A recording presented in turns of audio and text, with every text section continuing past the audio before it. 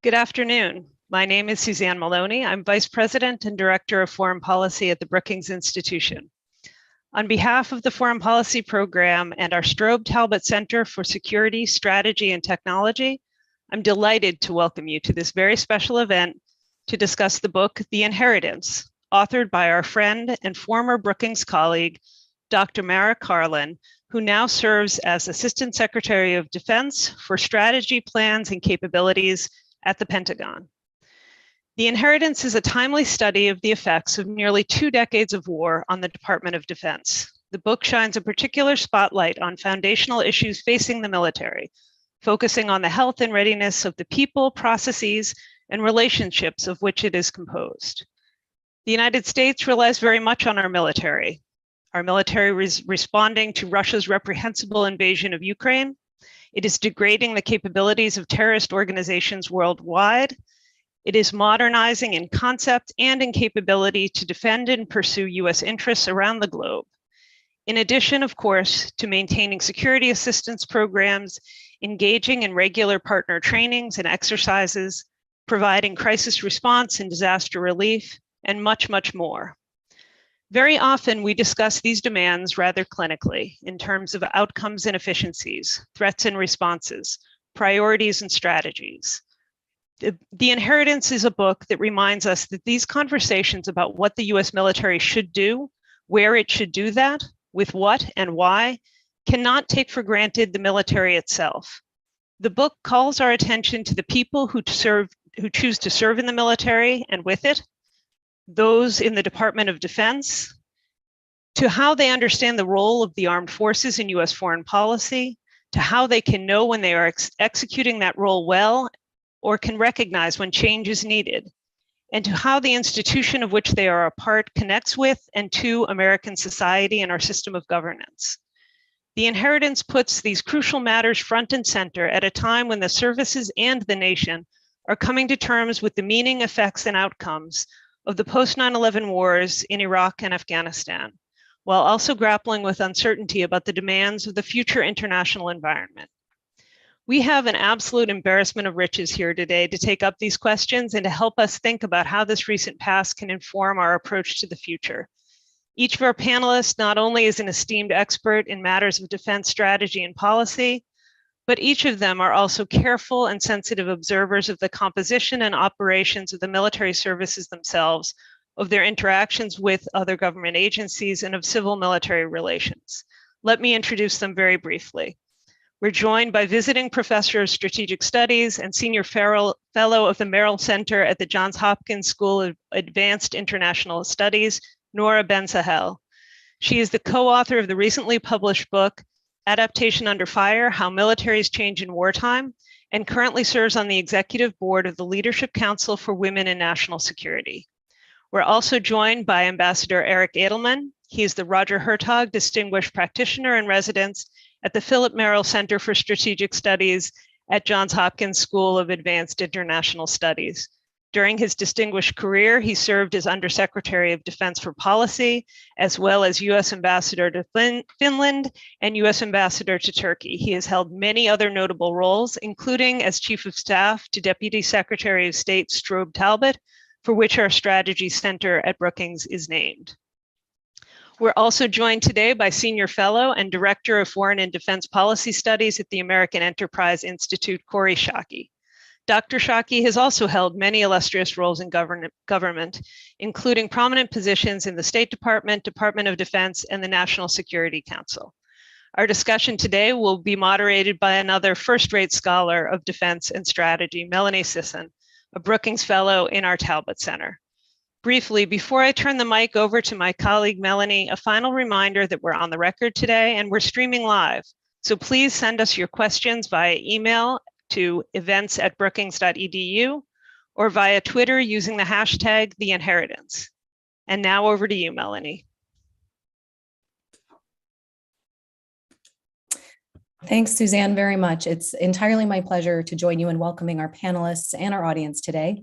I'm so pleased to have this opportunity to continue the very timely and important conversation that Dr. Karlin has started with her book, The Inheritance, and I have it here For those of you who are visual learners, this is the excellent book that we're going to be discussing today. In the United States, we simultaneously are grateful for the work the US military does, and we also are prone to taking it for granted, and certainly for the last 3 decades to take as given its status as the most capable and powerful fighting force in the world. The book, though, Dr. Carlin's book, pushes us beyond thinking of the military as an aggregate whole by examining its internal complexities of structure and process, but also of people and relationships. It raises questions about how civilians and soldiers regard each other, about the military and politics in the military, about how the people who fight wars are affected by their purposes, courses, and outcomes, and of course, much more. We're fortunate to get to consider all of this today with Corey, Nora, and Eric, and I don't need to gild the lily on that, but it is quite a triumvirate. And before we get too far along, though, I thought it would be really useful to start by unpacking what we're really talking about when we use the term US military. And so, Corey, if you wouldn't mind starting us off by refreshing us on the origins and current composition of our all-volunteer force, please. Sure. So the American military is comprised of 0.5% of our population. What's important to know about it? So the American public knows almost nothing about the American military. When Jim Mattis and I did our surveys of public attitudes for the book Warriors and Citizens in 2015, people couldn't come within a factor of 6 of the size of the Marine Corps or the Army's budget. And so there is a tendency by our military to think that that translates into them being so isolated from society, which is less true than they would like to believe of themselves. The American military, the myth is that the American military draws on lower socioeconomic categories of Americans, and that's flat not true. The other thing that's flat not true about the American military, but often believed, is that they are more conservative than the rest of society. That in fact, if you normalize for education and income, the views of the American military are in no way distinctive from the views of those categories of Americans writ large. And maybe I'll stop there. Great, thanks. And Nora, I want to sort of turn to you to maybe sort of break some of that apart even further if we can, and look at sort of the differences and compositions, or just sort of describe for us the active and reserve component along with the National Guard. Sure. There are 2 big pieces of the US military. The active military is what most people think of when they think of the military. Those are the people who are in uniform every day, and it's their full-time job.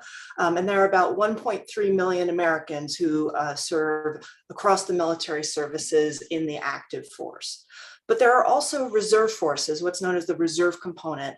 And those are essentially the part-time soldiers, sailors, airmen, and Marines who have a regular civilian job, but serve in military units. The old recruiting slogan was 1 weekend a month, 2 weeks a year, although for many it is much more than that. They are a vital component of US military power. There are 2 pieces of the reserve component, and this gets very confusing because one piece of the reserve component is the service reserves, the Army, Navy, Marine Corps, and Air Force reserves, and those belong to the military services. They are under the chain of command of the president as the commander-in-chief of the US military, just like the active forces are, but they serve in this part-time role, often support roles, but not exclusively. But the other part of the reserve component is the National Guard. We have an Army National Guard and an Air National Guard that exists in all 50 states, the District of Columbia, and 3 of the US territories. And their relationships are a little bit more complex. On a day-to-day basis, they work for state governors under Title 32 of US Code, and they are responsible for responding to natural disasters and other things that the governor orders them to do. But they can also be federalized, put under federal command when they report then to the president of the United States instead of the governors. For the purposes of this discussion, I think it's really important to know that the US military could not have fought in either Iraq or Afghanistan without immense contributions from both of those reserve components, both the Guard and the service reserves. The US active force was simply too small to be able to take on the responsibilities in those wars, and needed very much the additional manpower and capabilities provided through the reserve component. Great, thank you. And that is indeed an important point. And we'll pick up on a couple of the themes that you both have interwoven in your comments. First, though, I want us to look, Eric, at that five-sided building, the Pentagon itself. And if you could give us a brief overview of its structures and major sort of organizational elements, and even if you can fit in a little bit about how they relate to one another. Thank you, Melanie. I'm delighted to be here with both Nora and Corey, both actively current colleagues, but also former colleagues in various guises. And full disclosure requires me to tell you and the rest of the audience that Mara was my special assistant and has worked with me both at SICE and was on the staff of the National Defense Strategy Commission that I co-chaired with Gary Ruffhead. So my remarks are not going to be completely neutral about Mara and her book.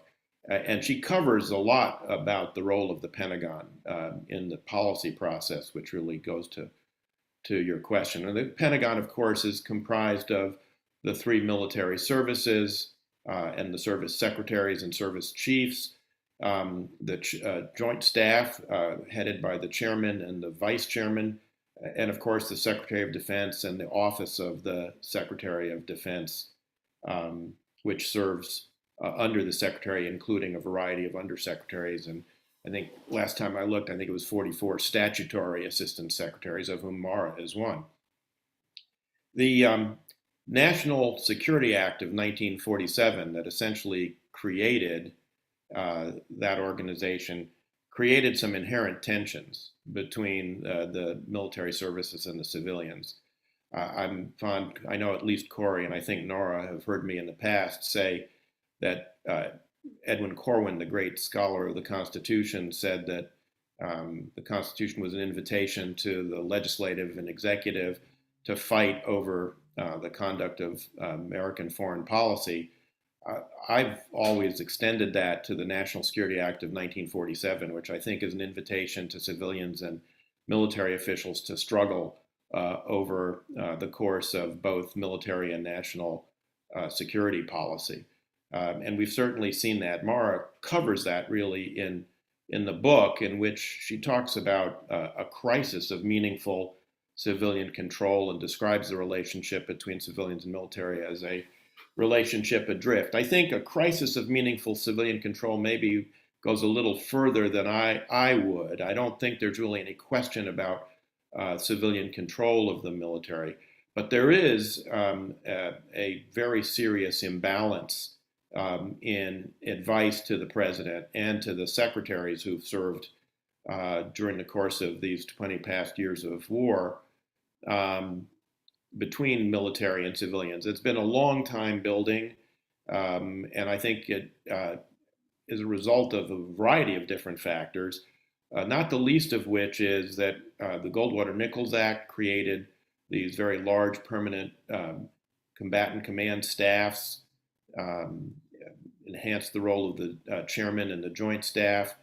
But on the civilian side, we haven't seen as much attention and legislation to it.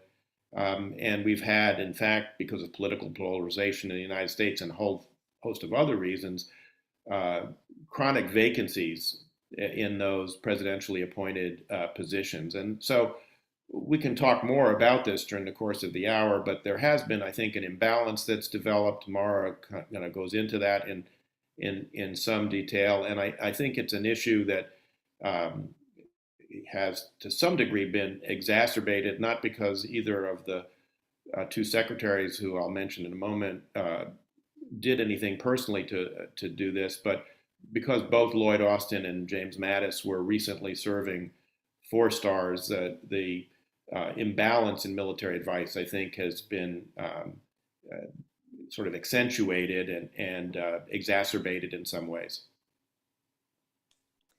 Thanks. Oh, Corey, it looks like you have something you would like to say. Yeah, I don't want to disrupt the flow of conversation you're directing, Melanie, but at some point I'd like to get in on the fight about whether there is a crisis of meaningful civilian control, because I disagree very strongly, both that there is, but I also have an explanation for the phenomenon that Eric accurately describes, which is the rescission of civilian authority, not authority, but influence in the civil military advice goes forward. Corey, I will be delighted for you to take up those issues, and we can proceed now. I am not stuck to any particular flow, so please continue. Okay, thank you for that indulgence, my friend.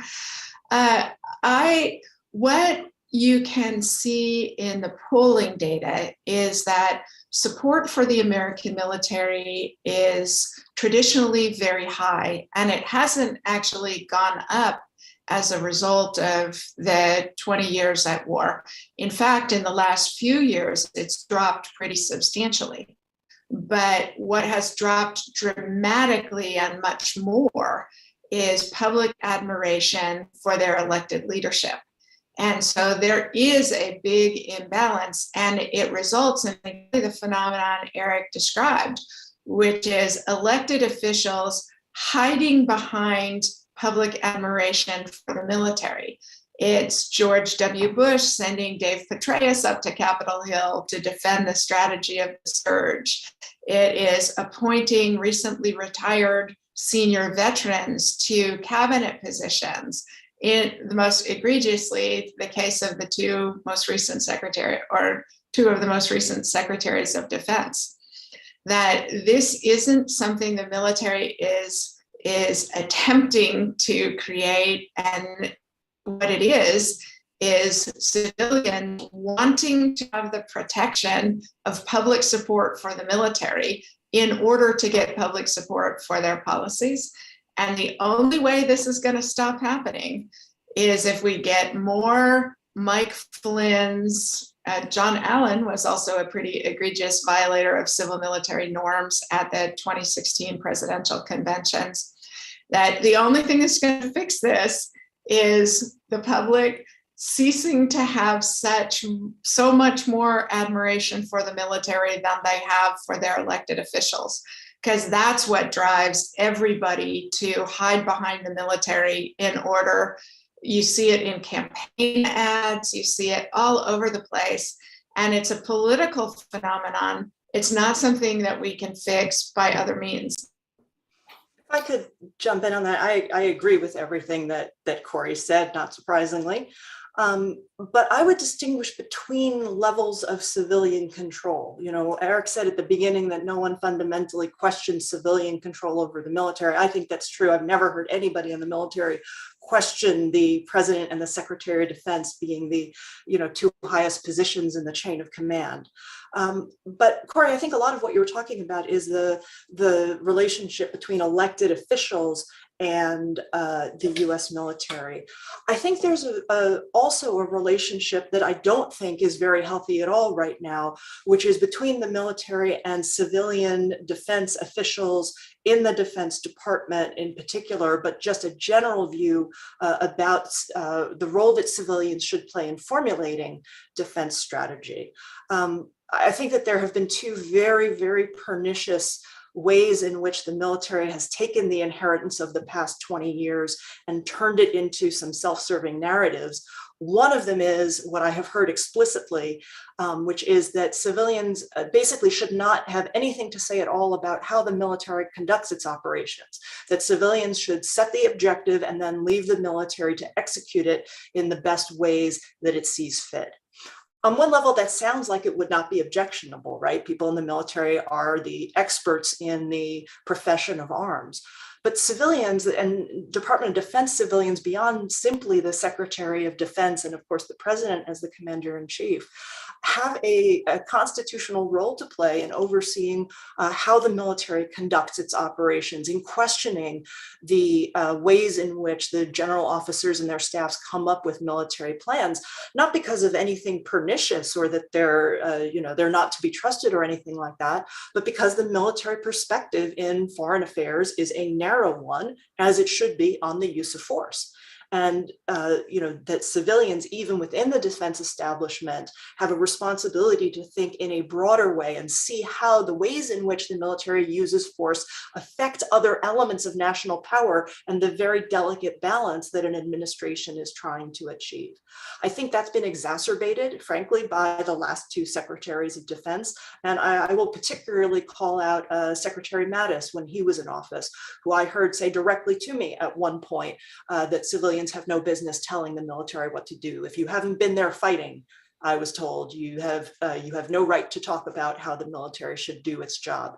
That's just profoundly wrong. And I see that narrative coming out more and more from people in the US military. I think that's one of the dangerous inheritances that they've taken away from the past 20 years.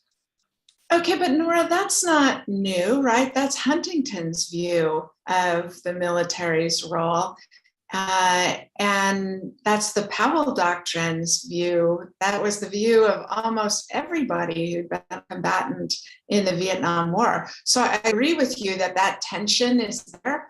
And I also agree with your conclusion that I've never seen a good military plan that the military produced without political insight, advice, guidance, and deep involvement. But I don't think that's the result, as Mara suggests in the book, of 20 years of being at war. I think it's a fundamental tension that's always present. Well, Corey, if I can follow up on that quickly, it is, as you note, not a new tension. We've spoken about this for decades, and in particular since the Vietnam War. And there have been some very important studies of precisely this relationship as a result of that. And one of the things I wonder about is where these dueling conceptions come from. So we talk about it coming from experience, but we can also talk about the educational structures that support the people who go into high office politically and the people who go in to serve in the military and become the leadership. And right now there is actually a renewal of this conversation about, are we teaching the right things in our war colleges? Are we teaching the right things in our professional schools for policymakers? And so I'd be interested in your views, all three of you collectively, about sort of the sources of these tensions, if there is a way to resolve them, if it's a healthy or unhealthy tension over time, and what you think about sort of the role of these professional education universities that at some point or another we've all been either in or are currently sort of contributing to. Melanie, let me sort of take up your challenge, if I can, on a couple of levels. One, I think it's important to unpack a little bit of what we're talking about. I mean, I think Nora and Corey both have made some very important points about this inherent tension. This is an inherent tension in the system, as I said in my opening comments, because the National Security Act kind of creates this. I mean, and if you look at the histories of the Office of the Secretary of Defense, I mean, the sort of through line going back to Forrestal is the development of civilian staff capable of controlling this large military institution and being able to provide advice to the Secretary of Defense and to the President about how they ought to think about these issues in the broadest possible way, as Nora and Corey were both saying. So Corey was talking about the sort of perception of politicization of the military, of the officer corps. And I do think that is a big problem. I think it goes back to the Clinton administration, frankly, where we started getting this quadrennial, at every political convention, both parties trot out whichever flag officers have endorsed them. It was Admiral Crowe in the case of Bill Clinton, who was the most important one. But then, both sides have done it.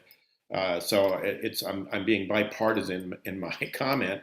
But the result is that, and I've seen this happen as a career official, I was involved in every transition from 1980 until 2009. And you could see each new administration come in and, look at the Clinton generals or the Bush generals or the, Obama generals or the Trump generals now. So, I mean, people get promoted, they take on jobs in each administration.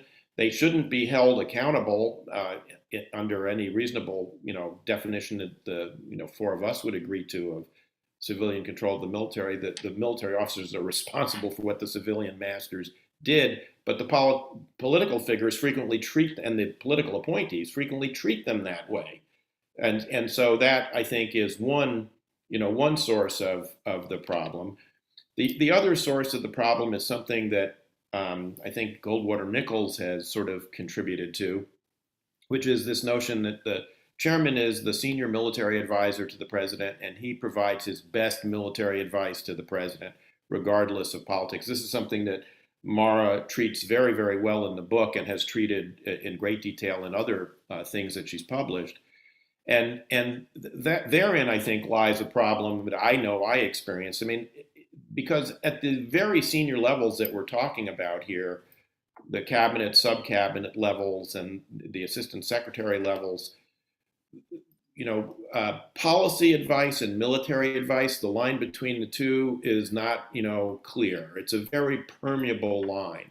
And although I tried to refrain from sort of really getting into, my military colleagues and counterparts' business when I was undersecretary, invariably I would make comments, I'm sure, that drove them crazy, because I would say, why can't we use this unit or that unit to do X or Y? On the other hand, I found it really infuriating that my military colleagues, while chastising me if I ever strayed into the military lane, they didn't seem to think that giving policy advice was out of their lane somehow. And so there is this, tension that is, invariable. I actually think some of the problem comes because both in our policy schools and our military schools, to go back to something Corey said, we still teach Sam Huntington as the be-all and end-all of civil-military relations. And I think that is a huge mistake, because the notion that sort of with the professionalization of our military, that they do the military piece and the civilians do their thing, it is just a false picture of how it really works and should work. Boy, I agree very strongly with what Ambassador Edelman just said, that the notion that the president states a clean, crisp political objective, and then it goes hermetically sealed over to the military, which comes up with an X equals 12 plan that they send back to the president.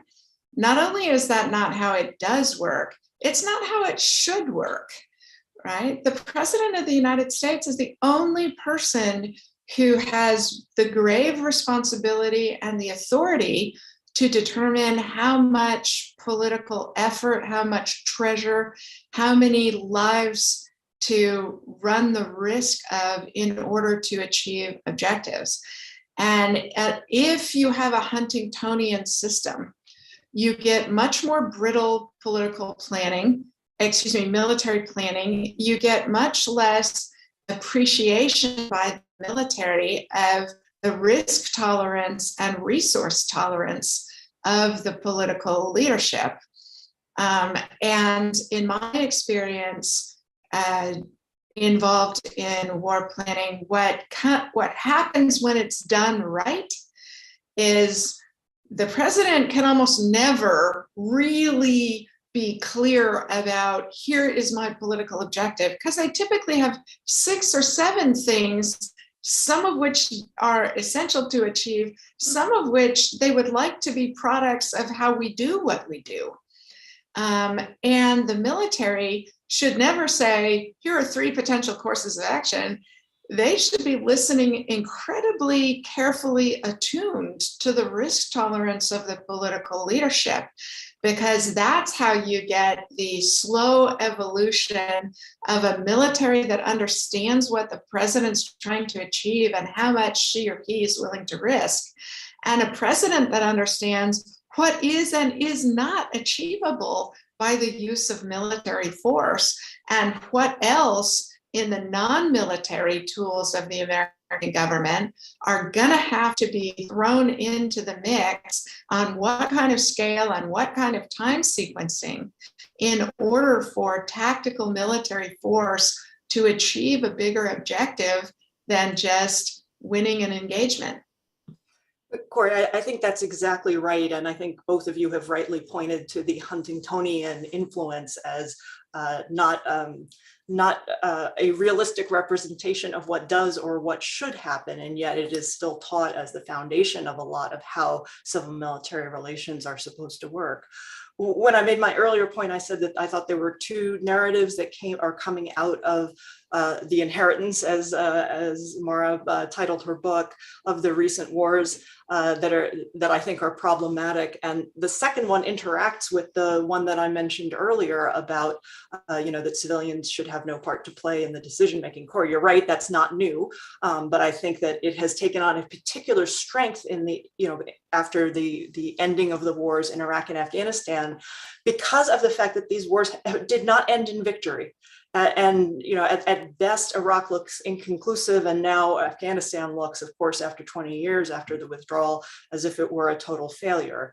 And one of the lessons that I think many in the military, not all, but too many people, I will say, in the military are drawing from this, is to further distinguish between their military efforts and civilians in an effort to blame civilians for what went wrong.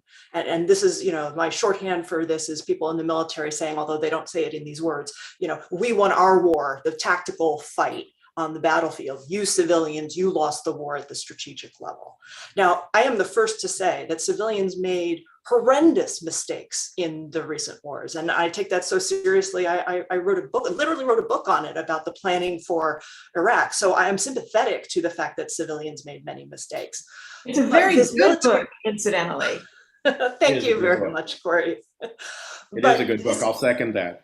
This idea of, we won our war on the tactical battlefield, I think is very dangerous because, first of all, it's not what wars are about, right? And the war colleges teach more tactics and operations than they do strategy, even at the most senior levels. That's what the military tends to focus on. They don't operate well at the strategic level. And Corey was talking about some of the reasons, the factors they don't weigh into their decision making. But even more importantly, by saying we won our wars but the civilians lost it, it relieves them of any introspection for any military errors. And the military also made enormous numbers of errors in the recent wars. So again, I am sympathetic to the argument that the civilians made terrible mistakes. But the combination of this narrative of, we won our wars, we did our job on the battlefield, and, you can't question how we choose to achieve our aims. Corey, you said that's not new in history.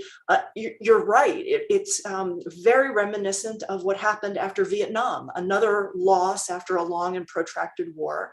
The Army in particular took some great lessons from that, built up a whole new doctrine of how to fight the Soviets afterwards in its rebuilding from Vietnam.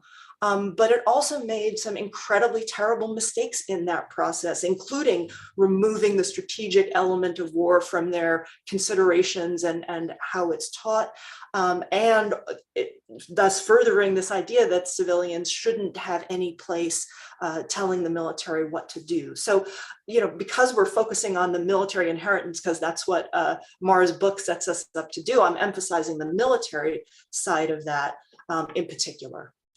Yeah, if I could just pick up a little bit on what both of you have been saying, I think one of the really most striking things out of Mara's research and the enormous number of interviews she did with people is the relative lack of introspection on the part of the military, and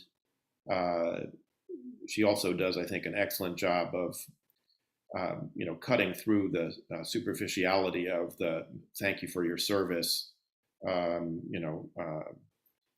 sort of motif that so many people address, these issues with, which ends up, sort of covering up all these tensions and not really allowing them to be aired in a reasonable way.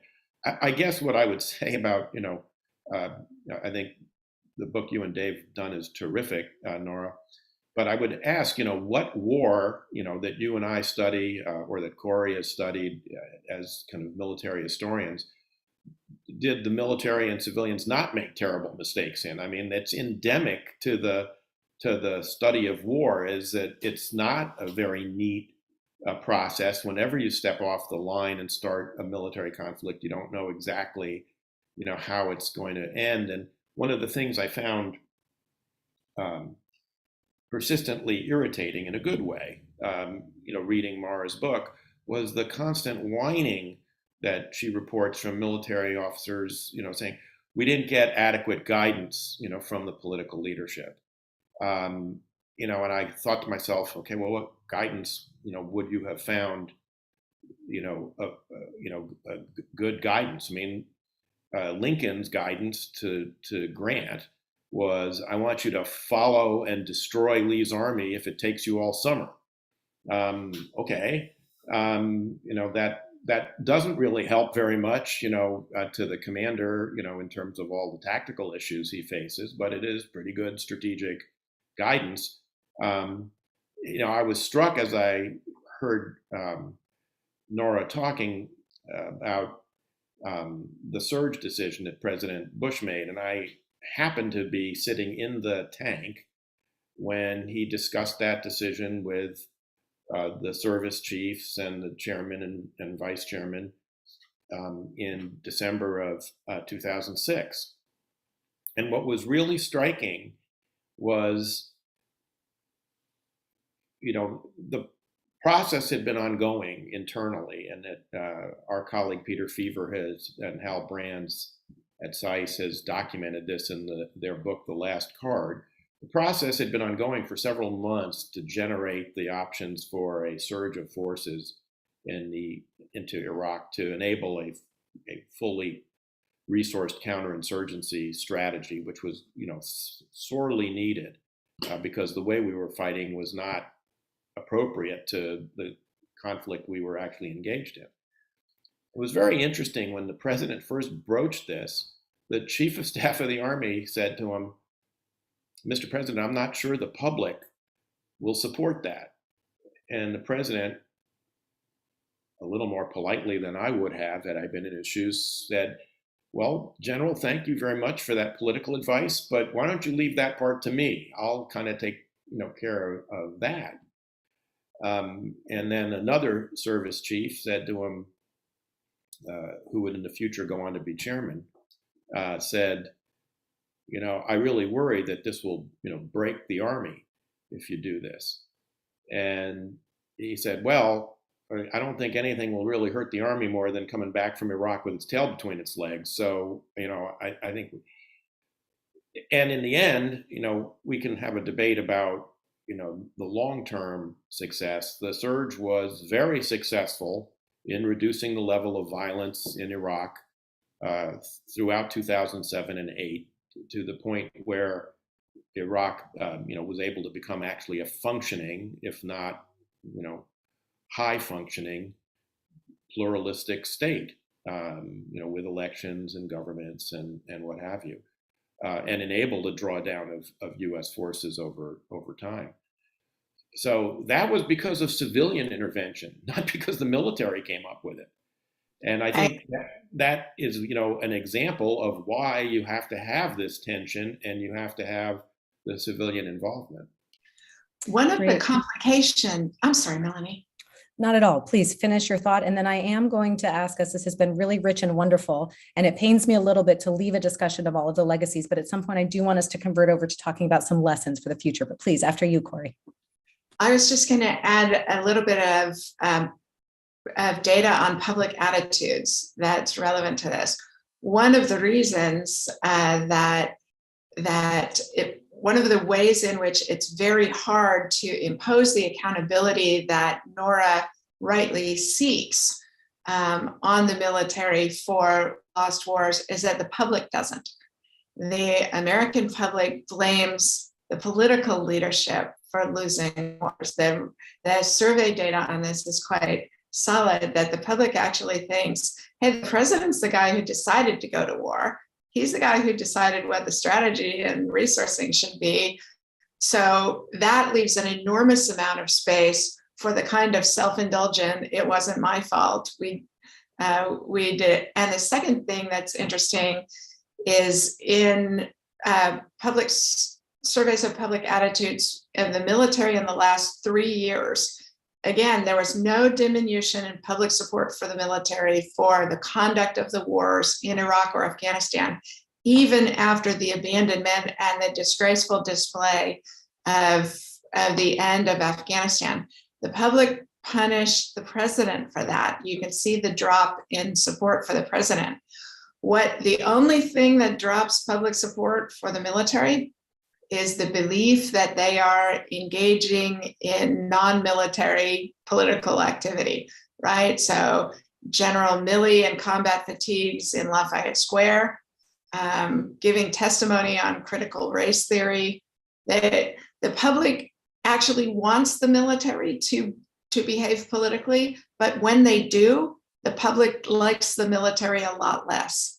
And so there is a near-term incentive to do stuff like offer your views about pressing social issues, but the public punishes the military with reduced support when the military indulges in it. Great.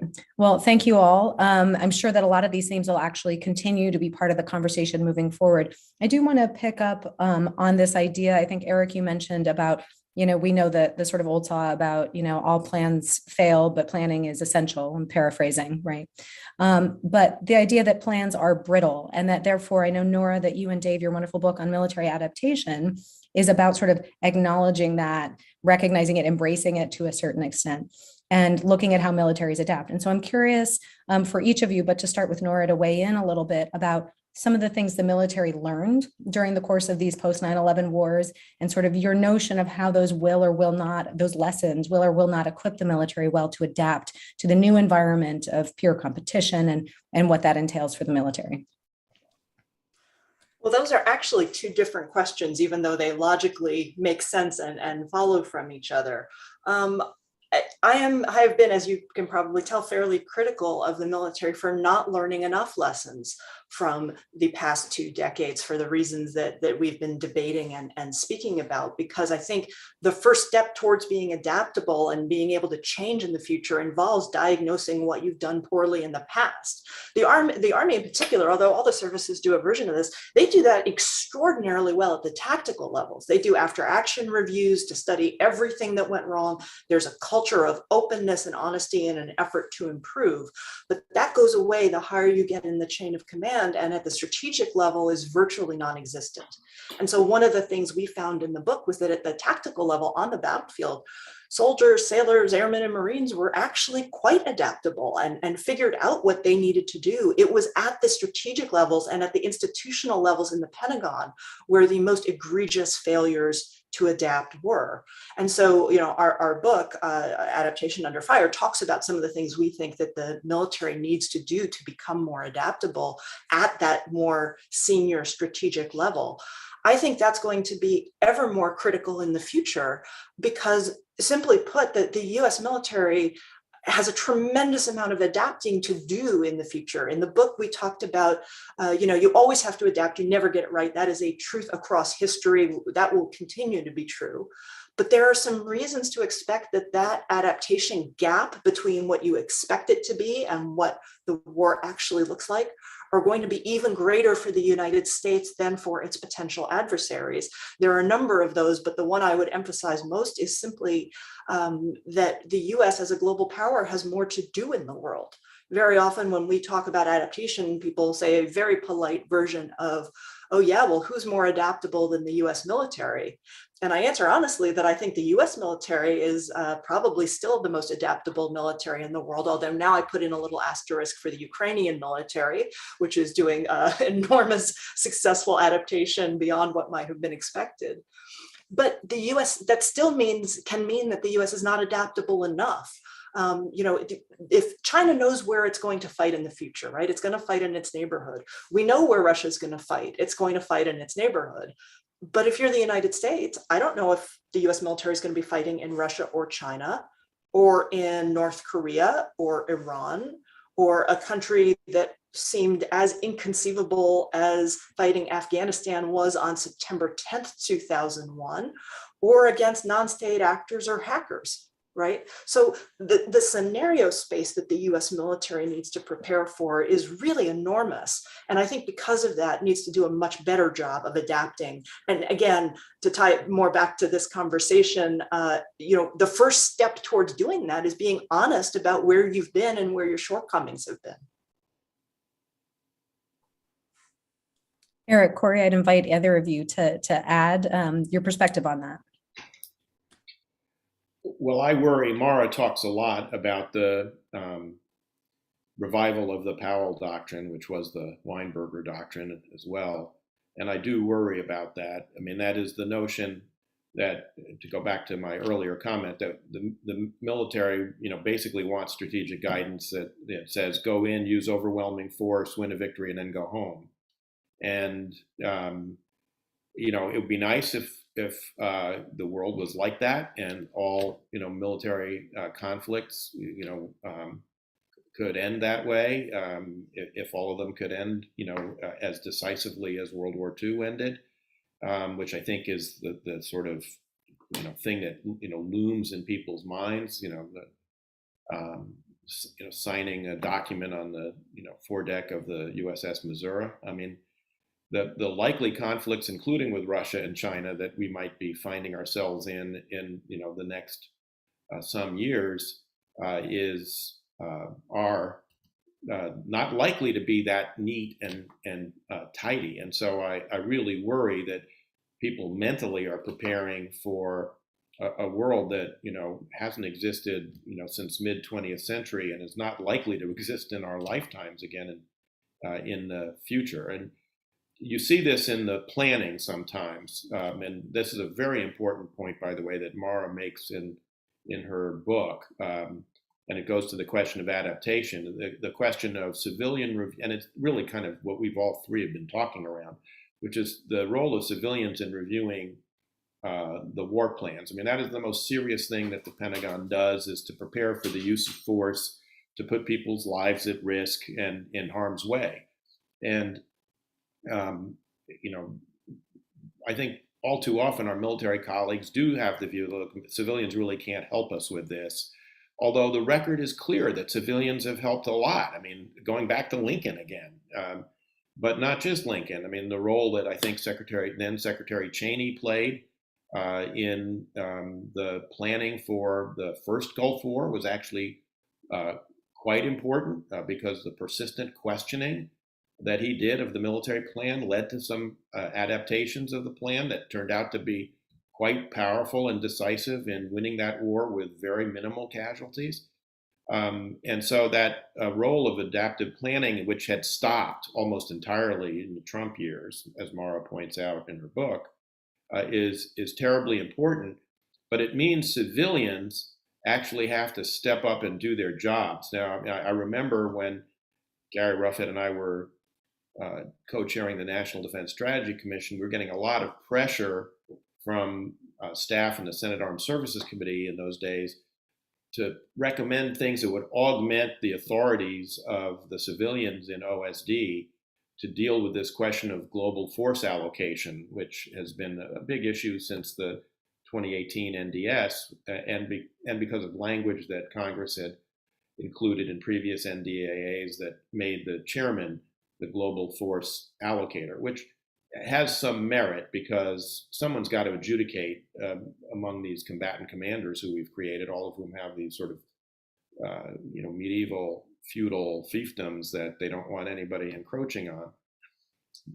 But there has to be some civilian input, and I think that's one of the places where the balance of political advice. This is not a purely military decision which theater to give preeminence to. It's a political decision. The civilian side has to be involved. I think Gary and I think all of our commissioners agreed that there's plenty of authority in Title X for the Undersecretary of Defense for Policy, whom I used to be, to advise the secretary on these war plans. So if the civilians step up, and they have to have the backing of the secretary, that's crucial. If the secretary empowers them, as Bob Gates did me when he was a secretary, to make sure that the combatant commanders know they really have to come through the civilians in order to get their plan, to the secretary. Mara has a wonderful anecdote she recounts of Secretary Rumsfeld reviewing one of these plans, and commander comes in and says, "I'm here for you to approve my plan, sir." He said, "No, you're here for me to improve your plan," which is exactly right. So Eric's point about, the military shouldn't be expected to, and cannot responsibly decide which theater to give priority to. This is exactly FDR in World War II, where the military chiefs were unanimous for most of the conduct of the war that the Pacific ought to be the theater of priority. And the President of the United States understood, in a way they did not, that if either Britain or the Soviet Union capitulated to Nazi Germany, there was no constellation of powers that could overturn that. And so the president rightly chose a Europe first strategy. Melanie, I loved that you quoted Eisenhower's fabulous line that plans are useless, but planning is everything.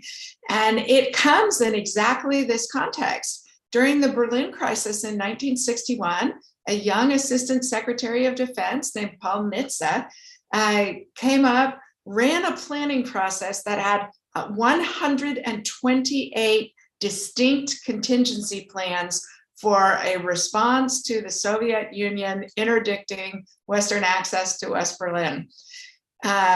Not one of those 128 plans envisioned what actually happened, which is the East Germans building a wall to block off East Germany, not West Germany.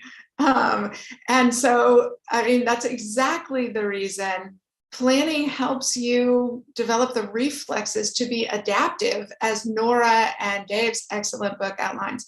One other thing I want to emphasize, though, is my favorite part of Mara's terrific book is her recommendation that you need to cultivate a culture of skepticism, because that is my strongest takeaway for what produces good military planning and what produces healthy civil military relations, which is the trust to say, what if that doesn't work? How do we hedge against the potential failures of our plan? Because every good strategist is fundamentally a desperate paranoiac. And if you're not worried about what's not going to work, what's not going to happen, who's going to let you down, then that produces not just bad planning, it produces bad strategy. And I really like the way the way Mara interrogates that in her book. Well, one of the things that is clear is that Mara has enough insight in her book to fill 2 full hours. Unfortunately, we only have one today. So I am going to make sure to put in an audience submission of a question here for you in the last few minutes that we do have. And I think it's a very important one, which is, we're in a period where recruitment is challenging. We're relaxing requirements. I think just today saw that the most recent relaxation had to do with tattoos, for example. And so things are changing. This is not the first time recruitment has been difficult, to be sure. But the question is from our viewer, what is your perspective on the overall health of our all-volunteer force today? I think it's incredibly healthy. And we need to remember that recruiting standards aren't the law of gravity. They are political choices based on the expectation of need and availability. When we were conscripting 10 million young Americans during World War II, more than 20% of them were not permitted to serve, largely because of poor nutrition coming out of the Great Depression. So, recruiting standards are choices, they're not absolutes, and you can change them for all sorts of reasons that do not, we shouldn't equate a change in recruiting standards with either lower standards, because very often it's just, as with tattoos, a sign of societal change, right? We were worried about tattoos because we thought it signified gang associations. And we now think they're, personal expressions of artistic or social sensibilities. So what changed was our societal understanding about tattoos, not that we are dropping standards precipitously to permit it. So it's a social construct. It's not the law of gravity. I agree with Corey on that. My personal recommendation for a recruiting standard that needs to be relooked is that the military excludes anybody who is on antidepressants. And coming out of a pandemic, especially, that needs to be relooked. That does not necessarily have a negative service impact, frankly. The reason why you're seeing these changes, though, is because military recruiting is hitting perilously new lows. In terms of it's not just the recruiting, the numbers coming in haven't yet, but the eligibility to be recruited is hitting very drastic new lows. Usually for the past several years, it's been fairly consistent that only 30% of the eligible American youth in terms of age in that target recruiting area, only 30% of Americans in that age bracket have been eligible to serve because of various medical, physical, other constraints. Obesity is the biggest one that accounts for 10% of people who are excluded from eligibility for service. And there are some good reasons for that, although they do make efforts to address that, recruiters do with individuals. But that plummeted for the Army this year fairly suddenly from 30% to 23%. And that's why you're seeing efforts to expand eligibility on these things like tattoos that I think Corey explained very well. But I'm a little less sanguine than she is about the health of the all-volunteer force. It is absolutely, without question, the best, most professionalized military that the United States has ever fielded. But it has had one incredibly negative downside for all of its immense successes. And that's that it has essentially severed the American public from a personal relationship with the military, which underlies a lot of what we're talking about here. It is now the statistic that worries me even more than this 23% of youth are even eligible to serve. The statistic that frightens me is that it's not just this half of 1% who serves. It's the same half of 1%. It's the children of people who are already in the military.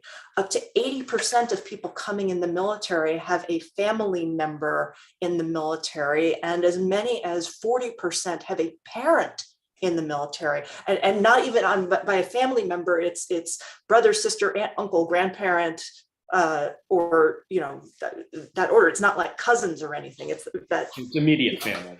It's the immediate family, right? To me, that is a very unhealthy sign for the future, because depending on any one segment of the population to continue to populate the US military is dangerous and fragile. And it also has immense civil military consequences, only some of which are what we have talked about today.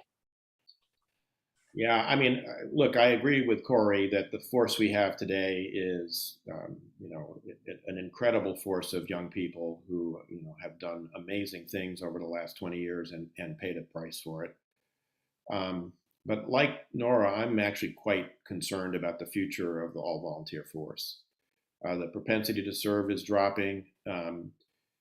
Nora's already talked about the difficulty of increasingly larger percentages of young people not being able to meet the physical standards. In addition to the familial nature of what Nora talked about, there's also a geographical distribution issue, which is that the AVF is disproportionately from essentially below the Mason-Dixon line. And I do think we have a danger of the all-volunteer force becoming, in essence, a military caste. And that, I think, is something that we do need to pay attention to and keep an eye on. Well, Corey, did you have one last quick addition? Yes, just one last quick addition. My main concern about the all-volunteer force is its affordability. As we continue to underspend for the nation's defense, that the force is becoming expensive in ways that we are allowing their pay and benefits to crowd out other crucial elements of defense spending. Well, again, just to reinforce the point is we could fill another whole hour. So many of these things that are so important, we had to sort of just skim the surface of. So hopefully you'll be willing to come back. I can't thank you panelists enough for this really lively exchange. We're very grateful to you for sharing your expertise, your insights, your views with the Brookings audience. My thanks to the audience for tuning in as well. And we hope to see you again in a format like this sometime soon. Please, if this doesn't get you interested in buying Mara's book, it's clear that nothing will. So please go and continue to enrich yourself with this content and subject matter. Thank you all very much. Have a good day.